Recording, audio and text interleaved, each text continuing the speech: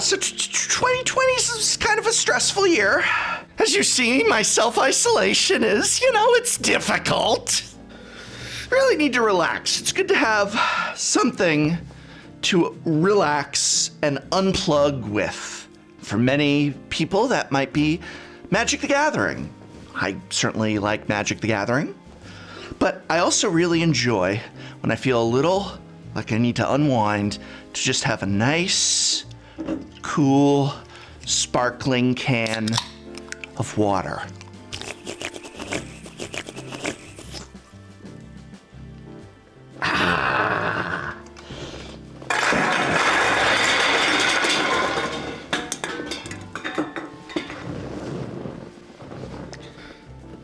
Okay, I had maybe a few too many of those today.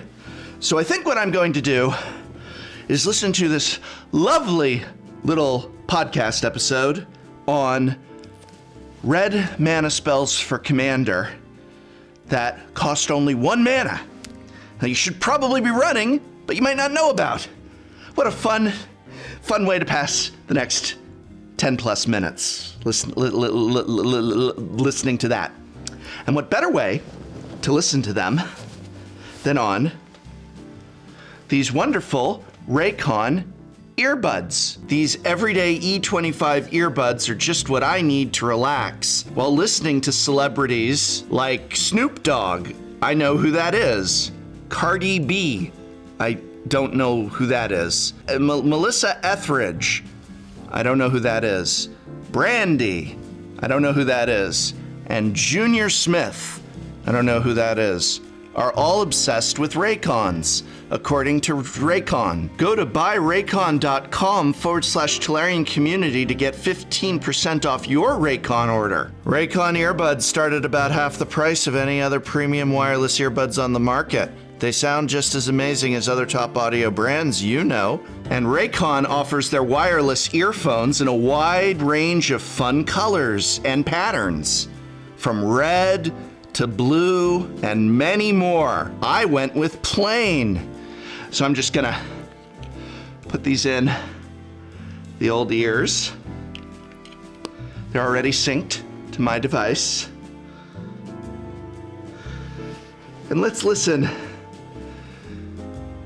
to what red 1-cost Commander cards you should be running. Probably didn't know they exist.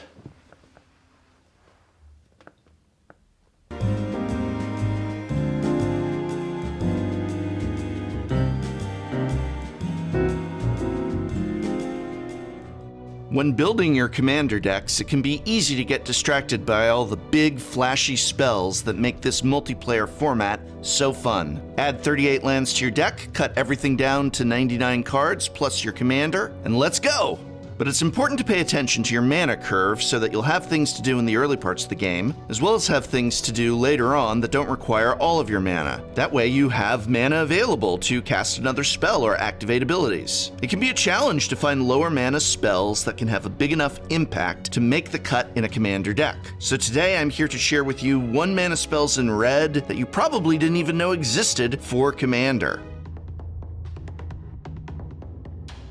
As I start the list, I'm not going to have to strong-arm you into trying out Agent of Stromgald for your Knight deck. Wizards of the Coast has done a lot to push forward Knights as a well-supported tribe in Magic, with Sir Gwen, Hero of Ashvale, being the premier commander to lead this motley crew of noble fighters. But since the Mardu color combination of red, black, and white is missing green's top-notch mana ramp and color fixing, a Sir Gwen deck can find itself straining to cast colored spells if the land drops don't cooperate. Agent of Stromgald is a human knight from the Alliances expansion that lets you wash red mana for black. Say you need to cast a fantastic removal spell like D-Spark, but your only source of white is Boros Signet and Rugged Prairie. Agent to the rescue. Even outside of Knight Tribal, Agent of Stromgald can do good work in a black-red Rakdos deck. Since there are quite a few powerful black spells that cost a lot of black mana to cast, cards like Gaveleer of Night, Cruel Ultimatum, and Grave Pact all get much easier to cast with Agent of Stromgald around. Next, he might be low to the ground, but Bloodfire Dwarf from Apocalypse packs a mighty punch when it comes to dealing with large numbers of small creatures. If your friends are quick to pull out their Rith the Awakener Sapperling deck, Bloodfire Dwarf is a good way to keep them in check. Does someone at your table lean too heavily on Avenger of Zendikar to finish out their games? Let them put the landfall trigger on the stack and then sacrifice the dwarf to rain Bloodfire on those pesky plants. In addition to knocking off a bunch of 1 toughness non-flying creatures, Bloodfire Dwarf can get even more value in your dinosaur deck with Enrage triggers. Draw an extra card with Ripjaw Raptors, or exile a creature with Trapjaw Tyrant. If sweeping away hordes of weenie creatures and riling up dinosaurs isn't ambitious enough for you, I'd like to introduce you to Comprehensive Rules Section 702.2e, which says, if an object changes zones before an effect causes it to deal damage, its last known information is used to determine whether it had Death Touch. So that's right, equip Bloodfire Dwarf with Basilisk Collar, or target it with Touch of Moonglove so that it has Death Touch, then sacrifice it and watch every non-flying creature take a hopefully one-way ticket to the graveyard.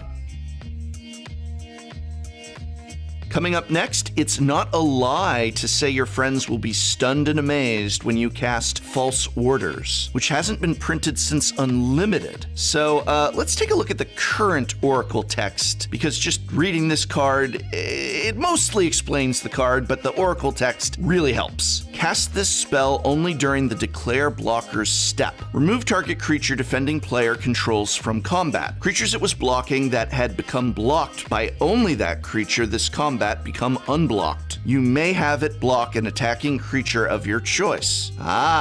So let's say you have a gigantic Lord of Extinction, and your friend has a stuffy doll with your name on it, and your other opponents keep crashing their creatures into it to whittle down your life total. Throw up your hands in exasperation and attack with your Lord of Extinction. As your friend smiles and blocks with Stuffy Doll, say, "Telegram for Mr. Stuffy Doll," and cast False Orders, removing it from combat. And now your Lord of Extinction is unblocked and free to show what whittling down life totals should look like. Master of Cruelties also has a potent trigger if it goes unblocked, reducing the defending player to 1 life, so False Orders helps ensure it gets that trigger. Guilt Feeder is another one. If it's unblocked, defending player loses 1 life for each card they have in their graveyard, which in Commander can really add up. But wait, False Orders doesn't just help ensure a creature isn't blocked, it can have the blocking creature block something else. Say you're the player with the Stuffy Doll, and the player with Lord of Extinction doesn't want to attack you. Well, just attack with the Stuffy Doll and a large creature they're going to want to block, say Multani Yavimaya's avatar. They try and block Multani with their Lord and leave Stuffy Doll alone. Again, it's Telegram for Mr. Lord of Extinction. Your new orders block Stuffy Doll. This could even be a nice combat trick to add to your Calamax, the Stormsire deck, since it triggers off copying instants and doesn't naturally have evasion.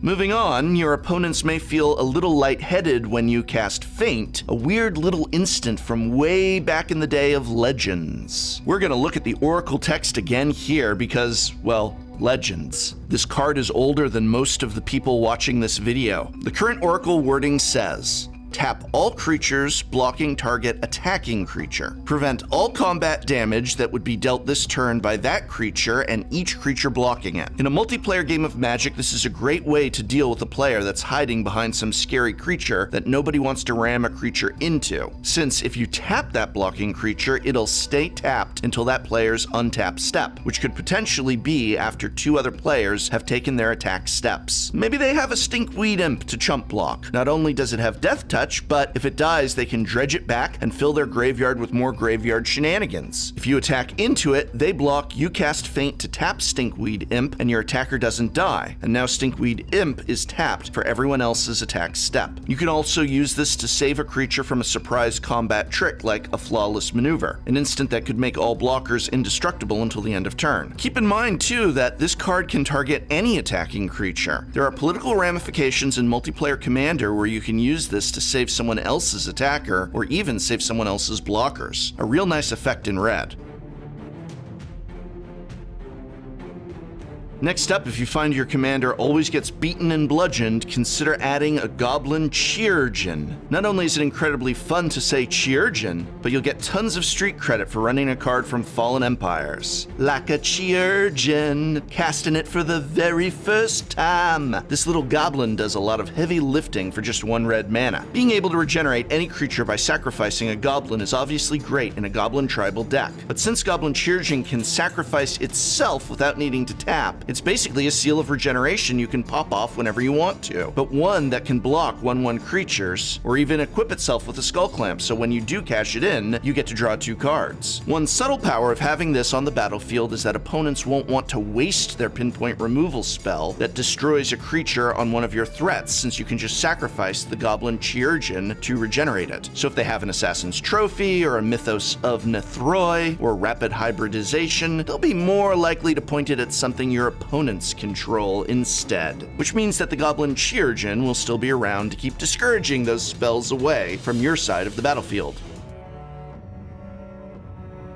Speaking of good creatures that happen to be goblins, if you're playing a heavy equipment deck with red, don't forget the Scars of Mirrodin creature Goblin Gaveleer. There are a lot of great equipment cards that can really take advantage of the trample and additional power that Goblin Gaveleer brings to bear. If you draw a Goblin Gaveleer after an opponent has swept the board with something like Wrath of God and have a Swiftfoot Boots, for 1 mana to cast and 1 mana to equip, you can attack with a 3/1 creature with trample, hexproof, and haste. Sword of the Animist lets you ramp a basic land onto the battlefield when you attack with your 4/2 Trampler. Cranial Plating provides +1/+0 for each artifact you control, and with enough equipment or other artifacts that trample is really going to hurt. Me, I like Bone Horde, which reads equipped creature gets +X/+X, where X is the number of creature cards in all graveyards. Not just yours, all graveyards. So in the late game, where graveyards are chock full of dead creatures, this little trampling goblin can get quite scary picking up that piece of equipment.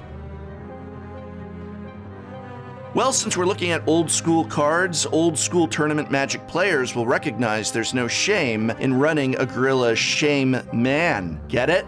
Shame Man. Shaman? Shame it? Yeah, you get it. For each X, X, and 1 mana you spend, you get to destroy target non-creature artifact with casting cost of X. Back in the day, this was brutal, chewing up Moxen like Sapphire Mox and Jet Mox for just 1 mana each. And while those powerhouse artifacts aren't legal for Commander, 0 mana Mana Crypt is. Every deck runs Soul Ring and Skull Clamp, which you can destroy for just 3 mana, and you'd happily spend 5 mana to destroy a Black Blade Reforged. Many Magic the Gathering Commander decks also create artifact tokens you can chew up as easily as you can a Mana Crypt. Tireless Tracker is a powerhouse of card advantage for green because of the clue tokens it can generate. So knock those clues down fast as they can make them. What about the treasure tokens generated from Smothering Tithe or Dockside Extortionist? Use them or lose them.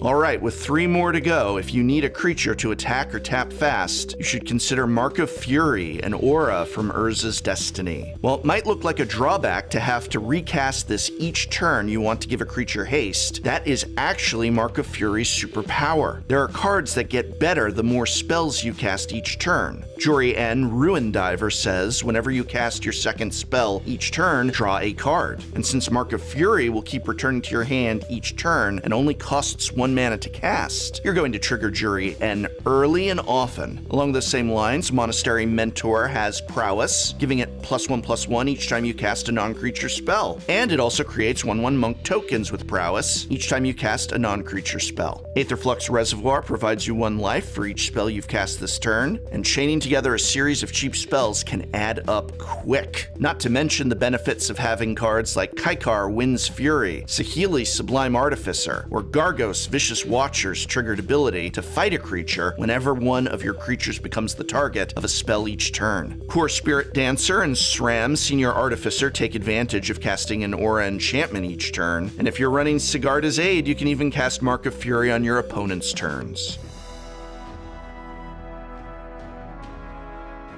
We're down to our last 2, and as the Barbarian Chieftain might say, years before the Onslaught expansion, Exodus brought us the oddly named enchantment, Onslaught. The name and flavor text, the last thing to go through a Mog's mind was its teeth, sets up an expectation that's not exactly what this little enchantment delivers. Whenever you cast a creature spell, tap target creature. If your commander has haste, this enchantment is a great way to clear a blocker that might stop it from attacking. Gishath, Sun's avatar, has 7 power and will often just trample over blockers. But for each point of damage it deals to an opponent, you get to dig that much further into your library to find dinosaurs you can put onto the battlefield. So tapping down one particularly big blocker can make a big difference. Saskia the Unyielding is only a 3/4 and can get outclassed on the battlefield pretty quickly in a typical game of Commander. So being able to tap down those large blockers is great for unleashing extra damage from Saskia's triggered ability. If you have creatures with flash, you can even use Onslaught defensively, tapping down a large and scary attacker that might want to ravage your life totals. Garna the Bloodflame and Samet Voice of Dissent are 2 examples of commanders that can be cast at instant speed to take advantage of Onslaught.